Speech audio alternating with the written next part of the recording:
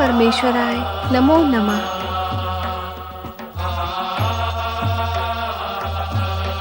कहाँ चले गए थे स्वामी? उमा के पास। उमा? उमा तो मैं ही हूँ। मेरे पास तो आप अब आए हैं। उस विधवा ब्राह्मणी का नाम भी उमा ही है। वो दो बालकों को स्नेहपूर्वक पाल रही है। तुम्हें उसकी सहायता करनी चाहिए। नारायण नारायण। माता पार्वती सहायता तो करेंगी ही, परंतु उन दोनों बालकों के भविष्य का क्या होगा भगवान? नारद, पता नहीं अज्ञानवश अथवा ज्ञानपूर्वक, अज्ञान की तुम कभी-कभी ऐसी बातें करने लगते हो कि हमें भ्रम होने लगता है कि कहीं तुम्हें मति भ्रम तो नहीं हो गया है। क्या अपराध हो गया प्रभु मुझसे? अज्ञान और बुद्धिहीनता से अपराध ही जन्म लेते हैं। अभी-अभी तुमने कहा कि उन बालकों की सहायता पार्वती करेंगी, और अगले ही क्षण प्रश्न करते हो कि उन बालकों का भविष्य क्या होगा जिसकी सहायता पार्वती करेंगी।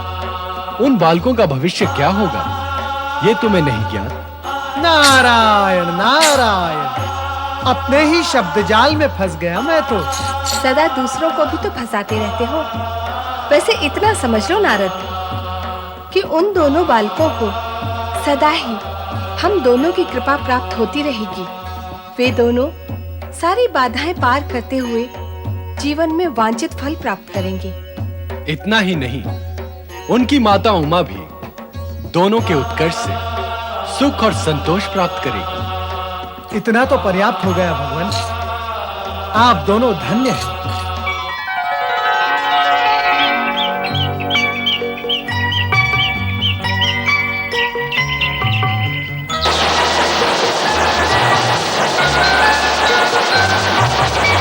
आजा आजा आजा आजा आजा सुचिव्रत आजा आजा आजा।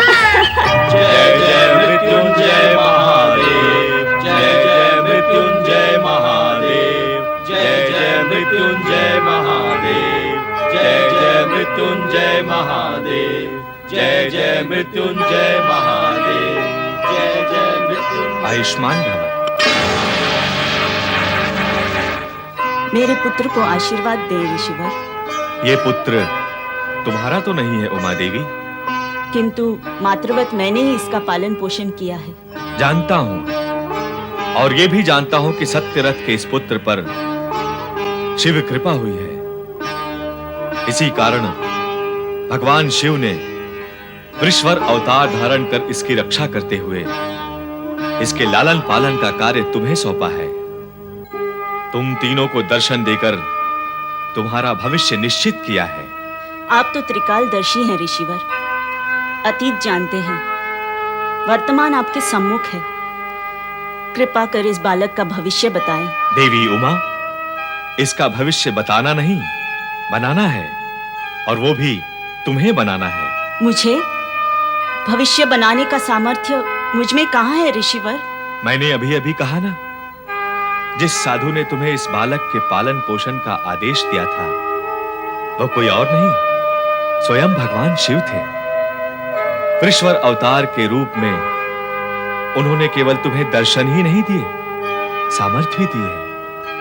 तुम्हें उनकी कृपा प्राप्त है। तो मुझे क्या करना होगा ऋषिवर? शिव की कृपा प्राप्त इस बालक का भविष्य उजागर करना है। पर कैसे? सुनो उमा देवी, इसके पिता सत्यरथ पर शिव प्रकोप के कारण संकट आया और यह अनाथ हो गया, किंतु इस पर शिव की कृपा थी, इसलिए यह अनाथ होकर भी इसका पालन पोषण तो अवश्य हुआ है, परंतु यह अपने राज्य और वैभव से अब तक वंचित है।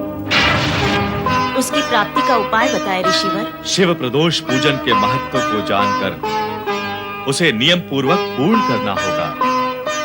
इस बालक को अपने पिता के पाप का प्रायश्चित करना होगा।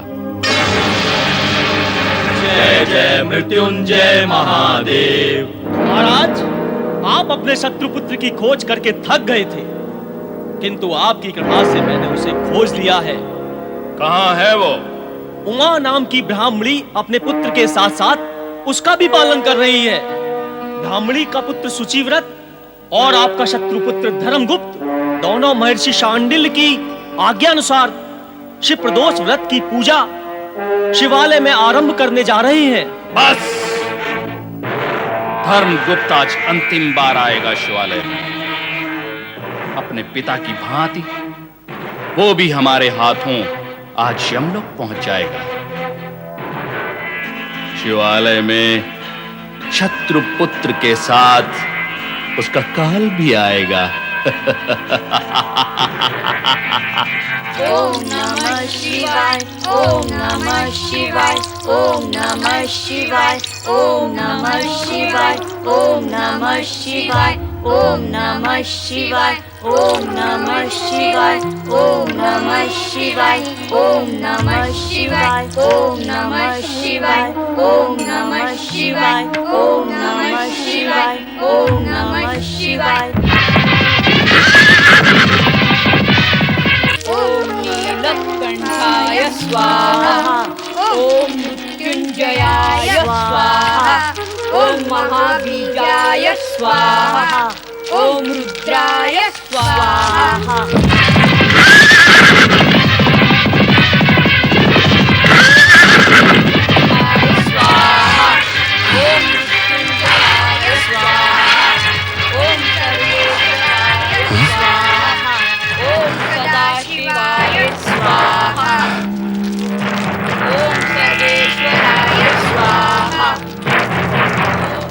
इन दोनों में मेरा शत्रुपुत्र कौन है? कैसे पहचानूंगा उसे? ये कैसी दुविधा है? इस दुविधा को समाप्त करने के लिए मैं इन दोनों को ही समाप्त कर देता हूं।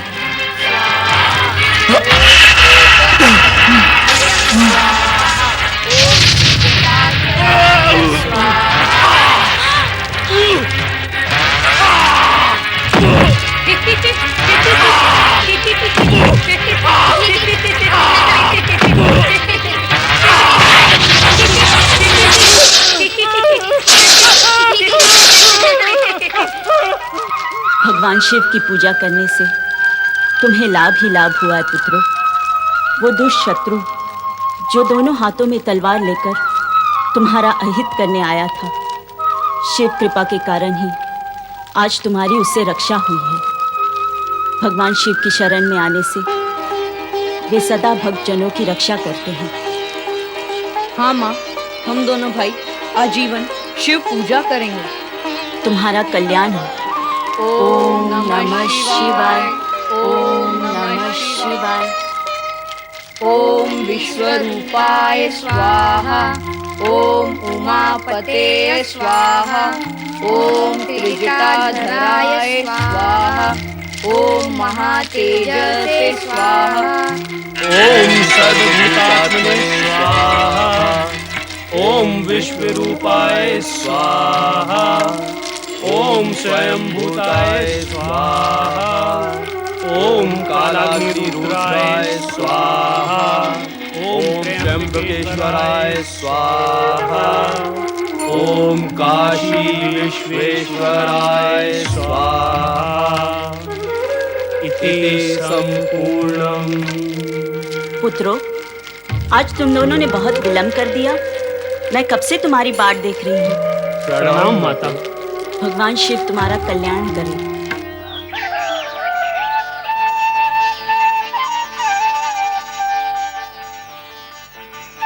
प्रिय धर्मगुप्त, महर्षि शांडिल्य के कहे गए वचन तुम्हें स्मरण है? हाँ माते, मेरे पिता महाराज सत्यरथ ने शिव प्रदोष पूजा का कार्य अधूरा छोड़कर अपने परिवार पर शिव कोप को आमंत्रित किया था। माता पिता की आत्मा की शांति, पिता के पाप का प्रायश्चित तथा अपने राज्य और वैभव को पुनः प्राप्त करने के लिए मुझे नियमित रूप से शिव प्रदोष पूजा करनी होगी। शिव प्रदोष व्रत की विधि तुम दोनों को ज्ञात हो गई है? हाँ माँ, हम तीनों ये प्रण करते हैं कि शिवकोप से मुक्त होने के लिए अब हमारा परिवार आजीवन प्रदोष पूजा नियमित रूप से करेगा। और हम आजीवन इस धर्म व नियम को निभाएंगे मां। भैया शुचिव्रत, मां ने भिक्षा मांग मांग के हम दोनों का पालन पोषण किया है। हाँ भैया, उन्होंने हमारे लिए बहुत कष्ट उठाए हैं। और उठा भी रही हैं, किंतु कब तक? कब तक वो हमारे लिए संघर्ष करती रहेंगी भैया? अब हम युवा हो गए हैं, हमारे होते हुए वो कष्ट उठाएं, ये तो हमारे लिए लज्जा की बात है। तुम मेरे मन की बात कह रहे हो भैया धर्मगुप्त, इसलिए मैं यहाँ तुम्हें इस वन में लाया हूँ। इस वन में? क्यों भला? इसलिए कि कल संध्या को तुम्हारे जाने के बाद शिवालय में एक साधु बाबा आए और कहने लगे कि कल तुम दोनों का भाग्य खुलने वाला है। अर्थात आज यहाँ इस मृणाल वन में हम दोनों का भाग्य खुलने वाला है? पर कैसे? उन्होंने बताया कि मृणाल वन में सरोवर के पास एक पुराना वट वृक्ष है और उसी स्थान पर दिन की 5 घड़ी बीत जाने पर हम दोनों के साथ एक चमत्कार होगा। भैया, और आपने उन साधु बाबा की बात पर विश्वास कर लिया? करना ही पड़ा।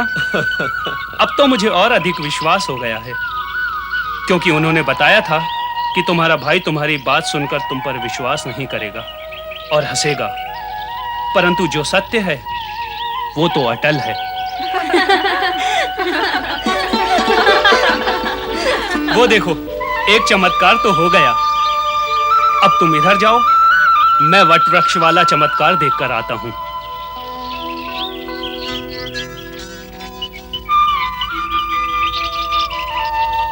वाह, कितने सुंदर फूल! वाह, ओह, क्या सुंदरता, क्या श्वास है। सखी अंशुमति, सुंदरता तो हम देख ही रहे हैं, किंतु सुवास का ज्ञान हमें नहीं है। लो, स्वयं सूंघ के देख लो। तो तुम इन पुष्पों की चर्चा कर रही थी? तो और कौन है मेरे समीप जिसकी मैं चर्चा करूं? ध्यान से दृष्टि घुमाकर देखो तो दिखाई देगा कि बहुत कुछ है तुम्हारे समीप। बहुत कुछ क्या, सब कुछ है। अरे अरे, कहाँ जा रहे हैं आप? मैं गंधर्वराज कोद्रविण की पुत्री राजकुमारी अंशुमति हूँ। आप कहना चाहती हैं कि आपका नाम अंशुमति है, आपके पिता गंधर्वराज हैं जिनका नाम कोद्रवीण है। अरे, आपका नाम क्या है, आपके पिता कौन है, इससे मुझे क्या लेना देना? मुझे क्या मतलब आपके या आपके पिता के नाम से? आप मरुस्थल या पर्वतीय क्षेत्र से आए हैं क्या? नहीं तो। फिर इतनी कठोर और शुष्क बातें क्यों कर रहे हैं आप? देखिए, मैं आपसे तर्क नहीं करना चाहता देवी अंशुमाली। अंशुमाली नहीं, अंशुमति। आपको क्या हमारी सखी माली दिखाई देती है? मैंने कहा ना, मैं आपसे तर्क नहीं करना चाहता हूँ। पर हम करना चाहते हैं। 2 बार आपको अंशुमति नाम बताया गया, फिर भी आपने इन्हें अंशुमाली क्यों कहा? उत्तर दें। मैं क्या आपके अधीन हूँ? आपके शासन या प्रभाव में हूँ जो उत्तर दूं? मैं चला। तनिक सुनिए श्रीमान, मैं यहाँ अपने पिताश्री की आज्ञा से आई हूँ। तो मैंने कब आपसे प्रश्न किया कि आप यहाँ पे किसकी आज्ञा से आई हैं? आप सुनते कम और बोलते अधिक हैं। कौन मैं? मैं बोलता अधिक हूँ। आप क्यों अपने गुणों की गठरी मेरे सिर पर रख रही हैं? आगे सुनिए। कल पिताश्री को एक साधु महाराज ने दर्शन दिए और कहा था कि आज दिन के 5 घड़ी बीतने पर मृणाल वन के सरोवर के किनारे एक सुंदर नवयुवक पीले वस्त्र धारण करके आएगा और वही वही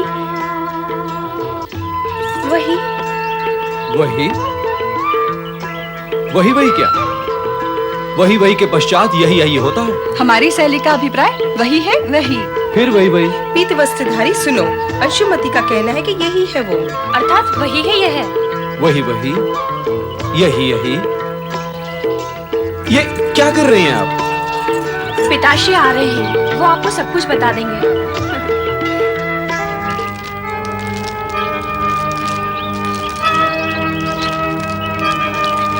मिल गया, वट वृक्ष मिल गया।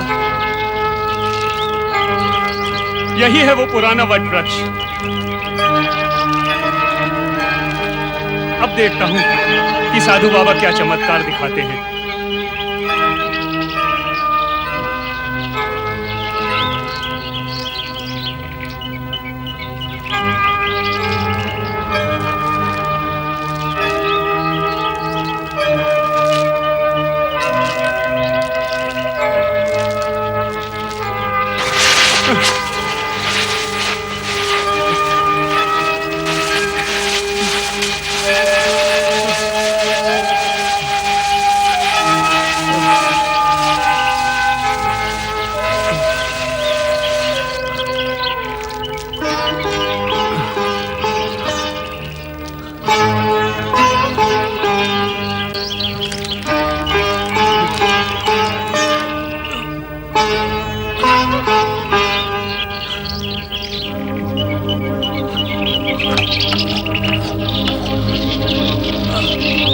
अपने शुद्धिकरण के हेतु भगवान शिव की आराधना प्रारंभ की।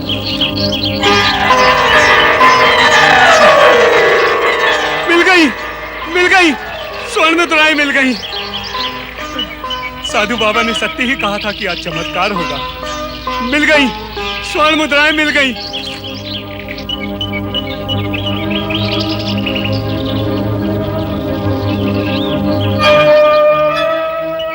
हमारे साधु महाराज ने हमें बताया था कि आप कोई राजपुरुष हैं। उन्हीं साधु महाराज के आज्ञा और आशीर्वाद पाकर मैं अपनी पुत्री अंशुमति का विवाह आपके साथ करने के लिए वचनबद्ध हूँ। किंतु इतना बड़ा और महत्वपूर्ण निर्णय लेने से पूर्व आपको मेरे विषय में जान लेना आवश्यक होगा। आप राजपुरुष हैं, शालीन हैं, विनम्र हैं, क्या इतना पर्याप्त नहीं है? जिसे आप राजपुरुष कह रहे हैं वो एक राजभ्रष्ट दरिद्री है।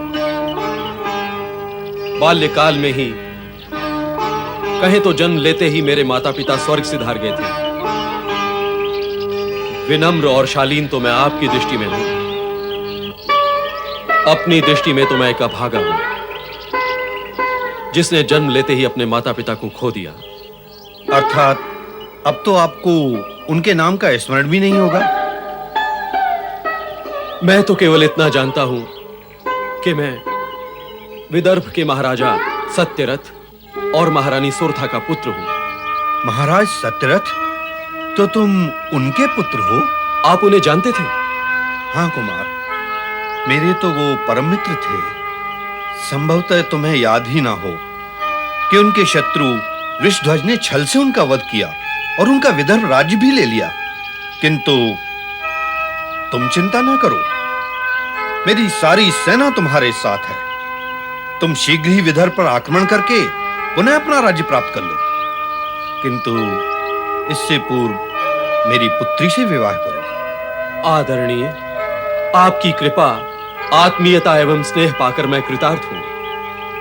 किंतु अपनी माता की आज्ञा प्राप्त किए बिना मैं कोई कार्य नहीं कर सकता, और विवाह जैसा महत्वपूर्ण कार्य तो कदापि नहीं। कारण मेरी धर्म माता उमा मेरी स्वर्गीय माता से भी बढ़कर है। उन्होंने न केवल मेरे प्राणों की रक्षा की है, अपितु मेरा पालन पोषण भी किया है। ये धरती तुम जैसे पुण्यात्मा पुत्रों के कारण धन्य है कुमार। सुनो धर्मगुप्त, मुझे वट वृक्ष के नीचे ये स्वर्ण कलश मिला है। साधु बाबा ने जो कहा था वैसा ही चमत्कार हो गया।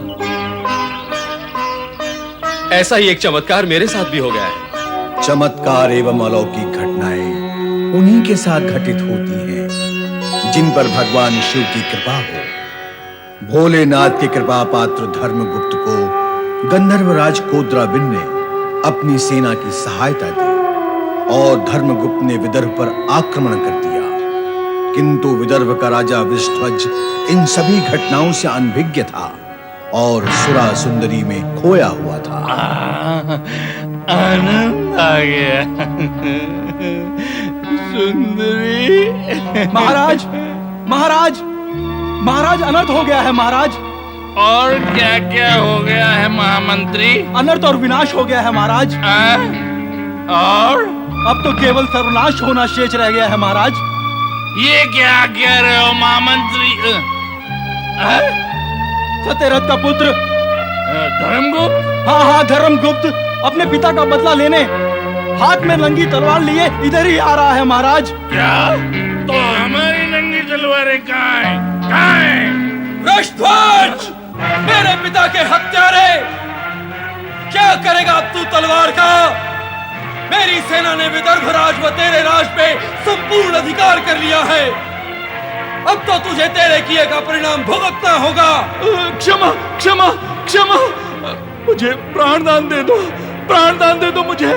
तूने किया था ये कार्य, तूने किया था ये क्षमा, तूने दिया था ये प्राणदान। जिस व्यवहार की दूसरों से आशा की जाती है, पहले उसे स्वयं करना पड़ता है वृषध्वज। सत्य कहते हो, सत्यव्रती ही ऐसा करते हैं। मुझ जैसा अहंकारी, प्रतिकारी और निर्बुद्धि भला सत्य व्यवहार को कैसे समझ सकता है? इसीलिए मैं प्राण दान मांग रहा हूं धर्मगुप्त। प्राण दान? अपने पिता के हत्यारे को प्राण दान? कदापि नहीं! सावधान, सावधान धर्मगुप्त। हत्या के प्रति हत्या को हत्यारे और नीच वृत्ति वालों का कार्य है, शिव भक्त का नहीं, धर्मगुप्त का नहीं।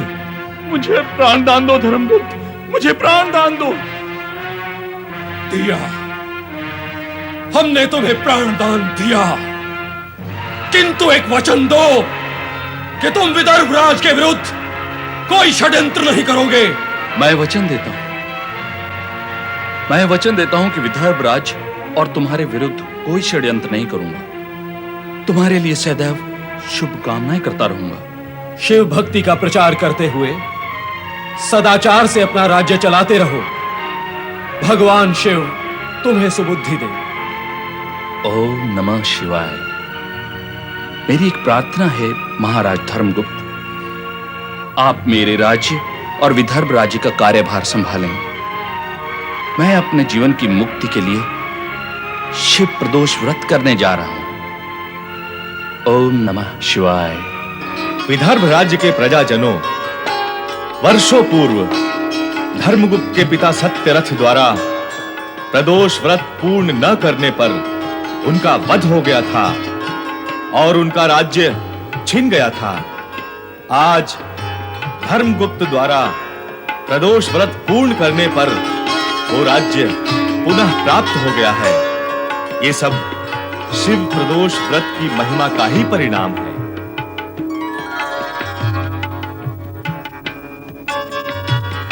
विदर्भराज महाराज धर्मगुप्त की जय। विदर्भराज महाराज धर्मगुप्त की जय। विदर्भराज महाराज धर्मगुप्त की जय।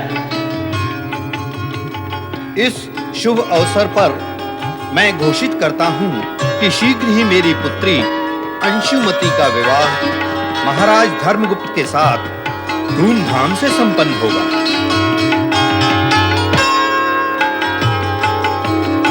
हर्षोल्लास के इस शुभ अवसर पर शिव कृपा से मैं आपको जो सूचित करना चाहता हूं, आज मैं जीवित आपके सामने खड़ा हूं तो वो मेरी माता उमा देवी की ममता का परिणाम है।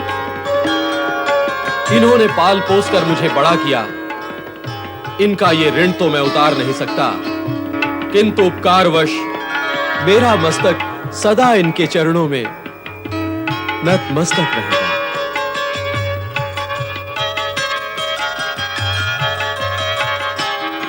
आज से इन्हें इस राज्य की राजमाता होने का सम्मान प्राप्त होगा।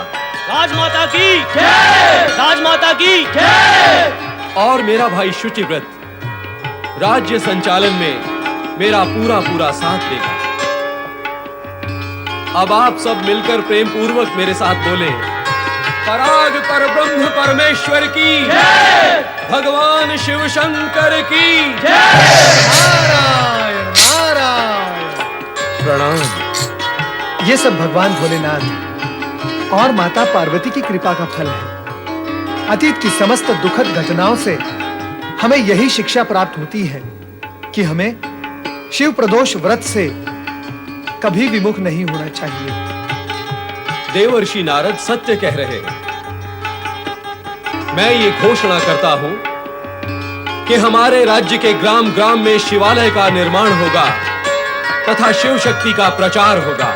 बोलिए हर हर महादेव, हर हर महादेव, हर हर महादेव, हर हर महादेव, हर हर महादेव, हर हर महादेव। शिव की लीलाएं अगम्य होती हैं।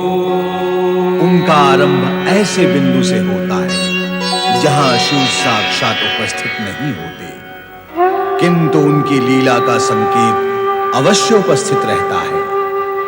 कश्यप ऋषि की पत्नी दक्ष पुत्री दिति ने एक साथ 2 दैत्य पुत्रों को जन्म दिया। ये दोनों दैत्य जन्म लेते ही युवा हो गए।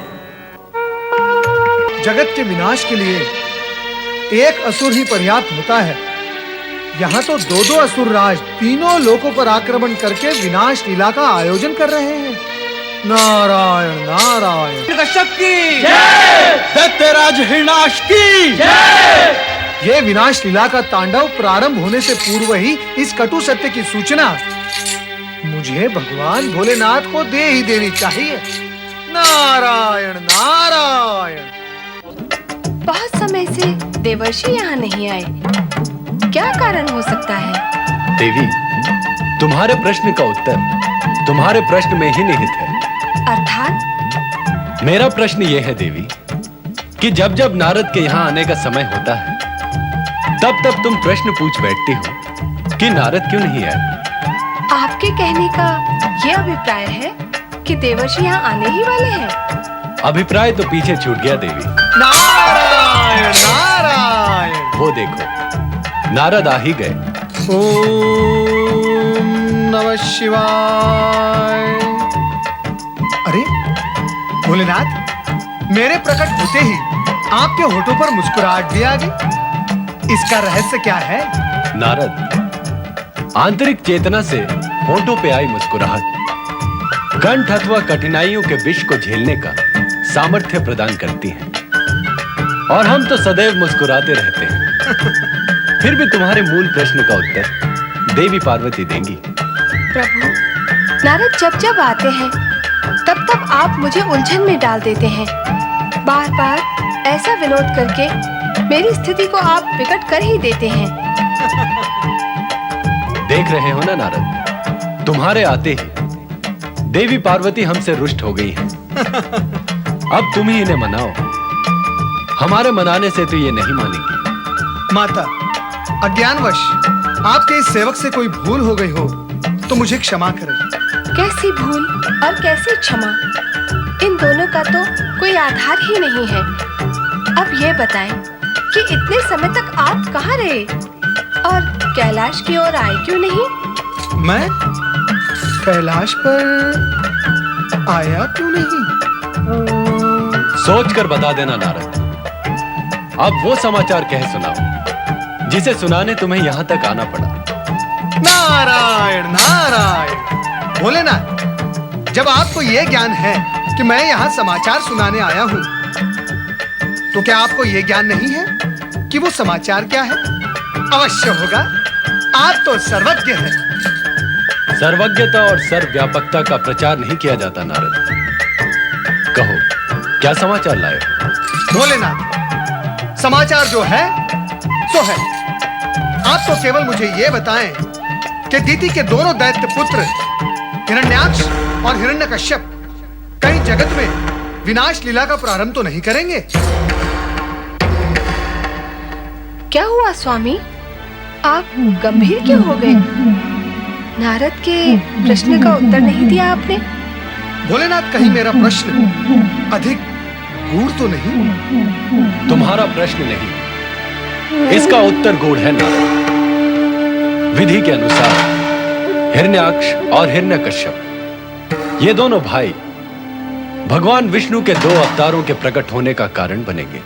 ये तो बहुत ही शुभ है भोलेनाथ। इस शुभ की तली में अशुभ भी बैठा है नारद। अर्थात? जब ये दोनों दैत्य अधर्म, दुराचरण और अत्याचार की चरम सीमा लांघ जाएंगे, तब अवतार के प्रकट होने का अवसर आएगा। ये कैसा विधान है प्रभु? अधर्मी अधर्म करते करते निर्दोष प्राणियों और धर्मात्माओं को कष्ट देकर जब अधर्म की चरम सीमा तक पहुंचेगा, तब अवतार प्रकट होंगे। क्या इससे पूर्व प्रकट होने का विधान नहीं है? सत्पुरुषों को ये अधर्मी कष्ट दें, इससे पूर्व इसके विनाश का उपाय करो स्वामी। देवी पार्वती, संपूर्ण प्रकृति, ब्रह्मा, विष्णु, हम और ये विधि विधान सभी निश्चित नियमों से बंधे हुए हैं। समय से पूर्व कुछ भी संभव नहीं। तात्पर्य ये कि निरीह और निर्दोष प्राणियों को इन अधर्मियों की पैशाचिकता और अहंकार की तुष्टि के लिए अकारण अपने प्राण गंवाने होंगे। अकारण कुछ भी नहीं होता। जो घटता है सकारण घटता है। पक्षपातपूर्ण दृष्टि कारण खोजने में असफल रहती है।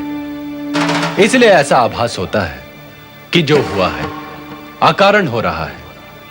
प्राणी अपने कुकर्मों व दुष्चरणों की गणना कभी करता ही नहीं। इसलिए ऐसा प्रतीत होता है कि उसे अकारण ही कष्ट हुआ है। और अधर्म जब तक से प्राप्त की अपनी शक्ति को दुरुपयोग करके जब तक समाप्त नहीं कर लेता, तब तक मृत्यु से बचा रहता है।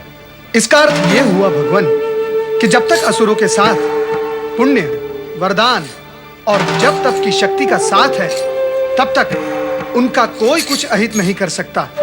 सत्य यही है। यह असुर पुरुषार्थ और जब तक से शक्ति संचित करते हैं, किंतु अधर्म और विरुद्ध आचरण के छिद्र से धीरे धीरे इनकी शक्ति समाप्त होने लगती है। अतः चिंता का कोई कारण नहीं। समय पर सभी कष्टों और समस्याओं का समाधान हो जाएगा। ओम नमः शिवाय। दैत्यराज हिरण्याक्ष की जय! महाबली हिरण्यकश्यप की जय! देवराज, क्या हुआ वरुणदेव? देवराज, दैत्यराज हिरण्याक्ष और हिरण्यकश्यप अपनी सेना के साथ आकाश मार्ग से स्वर्ग पर आक्रमण करने के लिए बढ़ रहे हैं। चिंतित मत होइए वरुणदेव, और चिंतित होने की आवश्यकता भी नहीं है, क्योंकि हम उनका सामना पराक्रम और बल से करेंगे। जाइए, सेना तैयार करवाइए। दैत्यराज हिरण्याक्ष की जय! महाबली हिरण्यकश्यप की जय!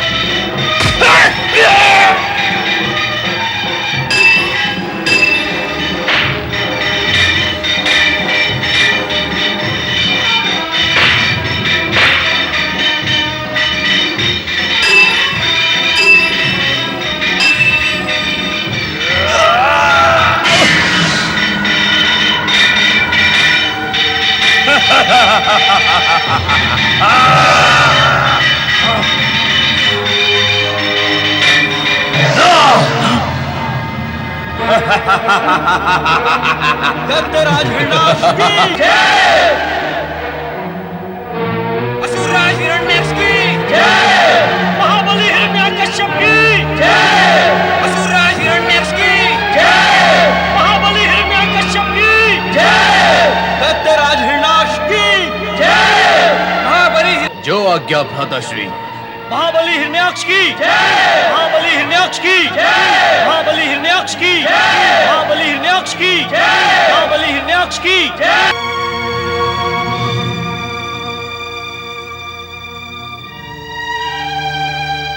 देवराज और देवगण। अरे अरे अरे अरे अरे! देवराज, यूं भयभीत होकर कहां भाग रहे हो? और भाग भी ऐसे रहे हो जैसे कोई बाघ को देखकर भागता है। क्या बताएं देवर्षि, हमारे तो कष्टों का अंत ही नहीं होता है। एक असुर मरता है तो दूसरा जन्म ले लेता है। उसके पश्चात उसकी दृष्टि स्वर्ग पर आ टिकती है। अर्थात फिर किसी असुर ने स्वर्ग पर अधिकार प्राप्त कर लिया है ना? नारायण नारायण। असुरों ने नहीं देवऋषि, असुर भ्राताओं ने। हिरण्याक्ष और हिरण्यकश्यप दोनों ने स्वर्गलोक पर अधिकार कर लिया। उन्होंने अधिकार किया नहीं है, आपने दे दिया है। हम ऐसा क्यों करेंगे देवर्षि? किया तो है, और ये सब करके आप भय से भागे चले आ रहे हैं। देवराज, एक छोटा सा बालक भी अपने सम्मान और अधिकार के लिए अपने शत्रु का सामना करता है, उससे जूझता है। अपनी पराजय हो अथवा विजय, इसकी चिंता किए बिना वो अपने मान, सम्मान और स्वाभिमान की रक्षा करता है। वो डटा रहता है, हटता नहीं। और आप डटे नहीं, हटे हैं। और केवल हटे ही नहीं, पीठ दिखाकर भागे चले आए हैं। नारायण नारायण। देवराज, भागकर तो आप आए हैं, किंतु लज्जा मुझे आ रही है। हम पर अचानक ही आक्रमण हुआ है देवर्षि। अचानक। ऐसी स्थिति में हम कर ही क्या सकते थे? आप जो कर सकते थे आपने किया। वैसे ऐसी स्थिति में करने वाले क्या कुछ नहीं करते देवराज। प्राण ले लेते हैं अथवा प्राण दे देते हैं। कुछ ऐसे भी होते हैं जो अपने प्राण बचाकर भाग जाते हैं। हमारी विवशता को समझे देवर्षि। अरे आपने अपने कर्तव्य को नहीं समझा और मैं आपकी विवशता समझूं? नारायण नारायण, ऐसा नहीं होता देवराज। इससे पूर्व कि हम संभल पाते, अचानक उन्होंने हमारी सेना पर आक्रमण कर दिया। तो क्या इसमें सारा दोष उन असुरों का है और आप सर्वथा निर्दोष हैं? हमारा दोष? असावधानी दोषी तो है। सावधान ना रहना यह बहुत बड़ा दोष है। असुर स्वर्ग पर बार बार आक्रमण करते रहे और आप इधर उधर भागते रहे। जैसे तैसे देव कृपा के कारण असुर पराजित तो हुए, किंतु आप सचेत सावधान नहीं हुए। आप सदा राग और रंग में खोए रहे। आपकी यह असावधानी और विलासिता का लाभ कभी तो शत्रु उठाएगा ना देवराज, और उसने आक्रमण करके यह लाभ उठा ही लिया। वर्तमान स्थिति गंभीर है देवऋषि।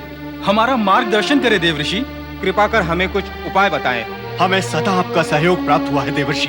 सहयोग सदा प्राप्त होता है तो क्या इसके लिए सदा भूल करते रहना आवश्यक है? भविष्य में हम सचेत रहेंगे देवर्षि, किंतु कृपा करके इस समय हमें इस संकट से उबारें। नारायण नारायण। कष्ट से उबारने का कार्य तो वही करेंगे जो सदा करते आए हैं। आपको भगवान श्री हरि विष्णु की शरण में जाना चाहिए। श्री हरि विष्णु की जय हो, माता महालक्ष्मी की जय हो। श्री हरि उबारे, हमें इस संकट से उबारे प्रभु।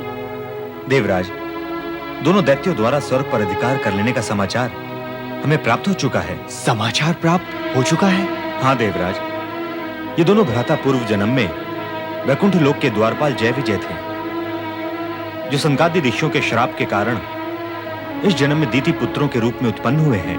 दोनों भयंकर दैत्य हैं प्रभु, और दोनों ही ऐसे भयंकर और भयानक कृत्य करेंगे जिसे देखकर तीनों लोकों के प्राणी कांप उठेंगे। प्रभु, ऐसी स्थिति में उनके विनाश का कुछ उपाय करें। नहीं देवराज, जब तक इनके अत्याचार चरम सीमा तक नहीं पहुंच जाते, हम इनके कार्य में हस्तक्षेप नहीं करेंगे। नारायण नारायण। जय हो श्री हरि, जय हो जय हो श्री हरि। अभी अभी जो आपने कहा है यही बात भगवान भोलेनाथ कह चुके हैं। अब लीला आपकी हो अथवा भगवान भोलेनाथ की, ये तो आप दोनों ही जाने। किंतु चिंता का विषय यह है श्री हरि कि कब ये दोनों दुष्टों के अत्याचार चरम सीमा पर जाएंगे, कब आप अवतार धारण करेंगे और कब इनका संहार होगा। श्री हरि, विलंब कुछ अधिक ही हो जाएगा। हमारे अवतार लेने की सूचना तुम्हें कहां से मिली नारद? कहीं तुम कल्पना लोक में तो नहीं विचर रहे हो? प्रभु, भोलेनाथ का संकेत क्या कल्पना का रूप हो सकता है? नहीं नहीं, कदापि नहीं। यदि उनकी यही इच्छा है तो हम अवतार अवश्य लेंगे, परंतु कब लेंगे इसका निर्णय परमपिता ब्रह्मा जी और भगवान भोलेनाथ ही करेंगे। हम तो केवल उनकी इच्छा पर कार्य ही करेंगे। प्रभु, अब हमारे लिए क्या आज्ञा है? स्वर्ग से बहिष्कृत होकर अब हम क्या करें और कहां जाएं? देवराज, जब जब पाप की काली छाया विस्तार लेकर संकट के बादल का रूप धारण कर लेती है, तब तब परमार्थियों के लिए पुण्य का प्रकाश प्रसारित करना आवश्यक हो जाता है। स्वर्ग की पुनः प्राप्ति होने तक आप सभी तीर्थों की यात्रा करते हुए धर्मात्माओं अथवा ऋषि मुनियों के निवास स्थान पर विश्राम करें और वहां रहकर भगवान भोलेनाथ की आराधना करें। व्यर्थ में चिंता करने से अथवा इधर उधर भटकने से कुछ लाभ प्राप्त नहीं होगा। नारायण नारायण। प्रभु के परामर्श को मान लेने में ही हम सभी का कल्याण है देवराज। जैसी श्री हरि की इच्छा।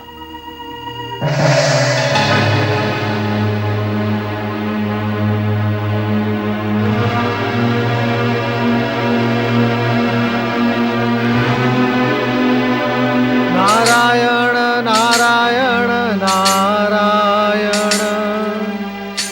श्रीमन्नारायण नारायण नारायण।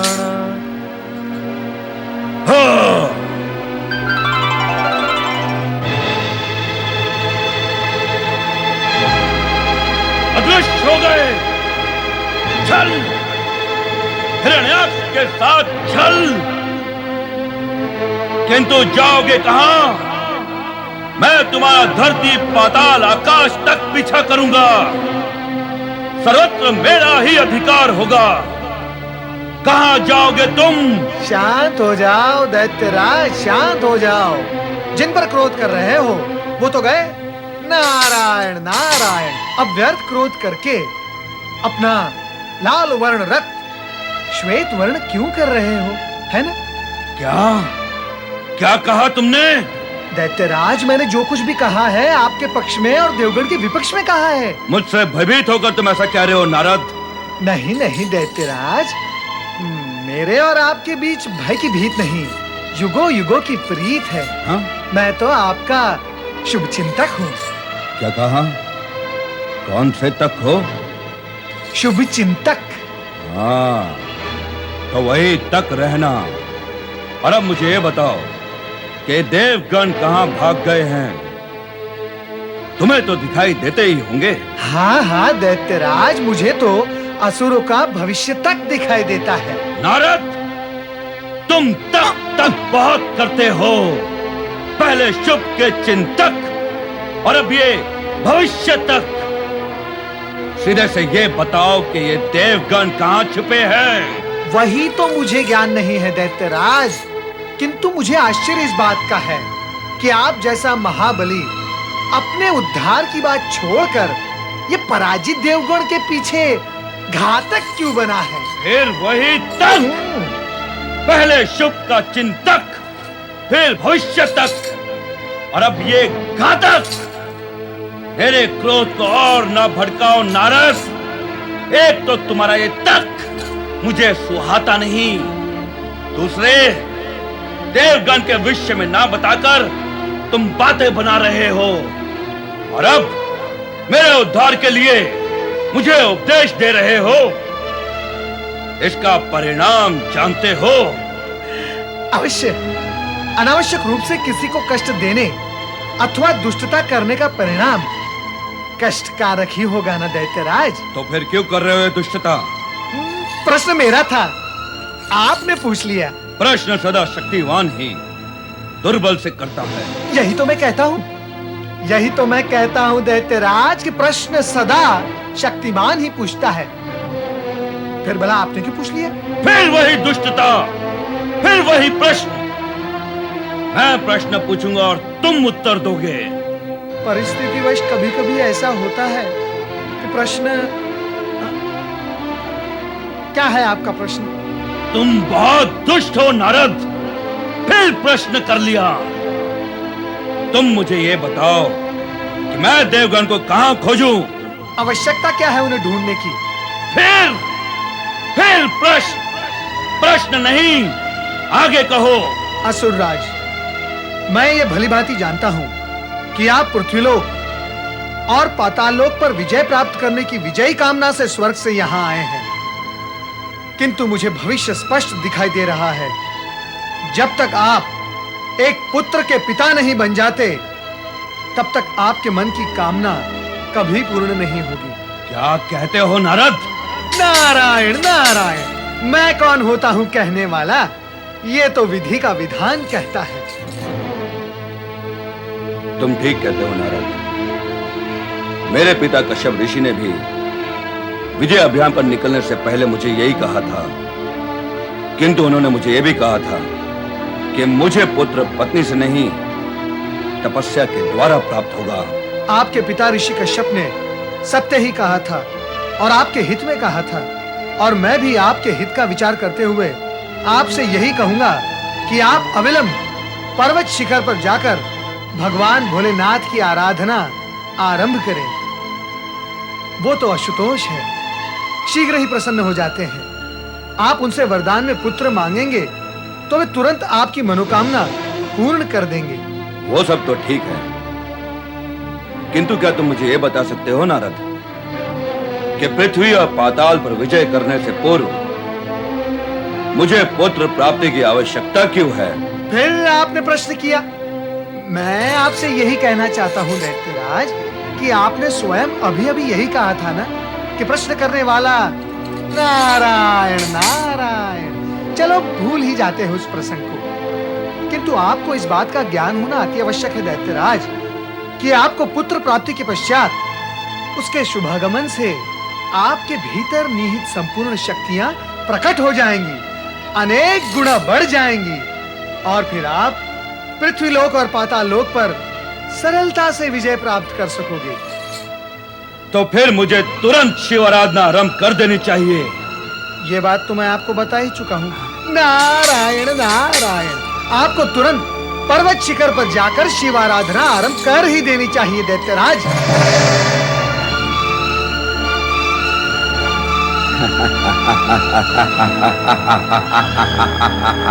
स्वर्ग विजय। देवर्षि नारद ने भी मुझसे यही कहा है कि पुत्र की प्राप्ति के लिए मुझे तपस्या करनी ही होगी। तुम्हें क्या हो गया है पुत्र? किस भ्रम में पड़ गए हो तुम मेरे पुत्र हो मेरे। ये देवर्षि नारद, आराधना, शिव, ये सब मेरे और तुम्हारे बीच कैसे आ गया? एक पुत्र के लिए उसकी माता ही सब कुछ होती है, इसलिए बाकी सब विचार त्याग कर अपनी माता की आज्ञा का पालन करना ही तुम्हारा कर्तव्य है। जाओ, जाकर हिरण्यकश्यप से भी कहो कि माता तिथि ने विवाह का आदेश दिया है। मैंने तुम दोनों के लिए दैत्य कन्याएं देख ली हैं। जाओ, जाकर मेरी आज्ञा का पालन करो।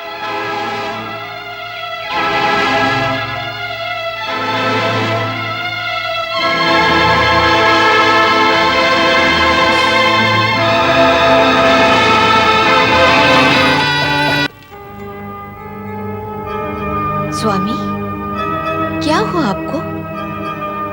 आपके मुख पर ये विषाद कैसा? जीवन के इस अवसर पर मुख प्रसन्नता से पूर्ण होता है, किंतु आप तो चिंताग्रस्त हैं। कुछ विशेष नहीं है वराक्षी। विशेष न सही, जो साधारण है वही कहिए। क्या करोगी तुम जानकर? एक पत्नी अपने चिंतित पति की चिंता जानकर जो कुछ करती है वही सब कुछ मैं भी करूंगी स्वामी। नहीं वराक्षी नहीं, तुम कुछ भी नहीं कर सकोगी। स्वामी, आप अपनी चिंता के विषय में जानते हैं कि वो बहुत बड़ी है, किंतु मेरी चिंता दूर करने की शक्ति आपकी चिंता से बड़ी है अथवा छोटी, ये तो आप नहीं जानते। तुम्हारा तर्क उचित है, किंतु मेरी चिंता छोटी या बड़ी नहीं, अनोखी है।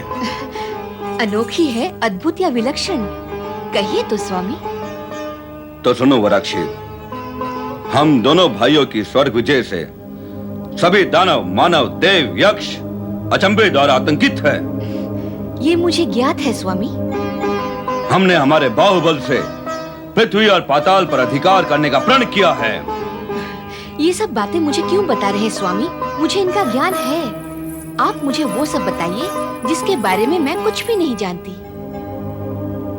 तो जान लो वो सत्य जिसने हमें चिंतित कर रखा है। मैं पृथ्वी और पाताल पर तब तक विजय नहीं कर सकता जब तक एक पुत्र का पिता न बन जाऊं।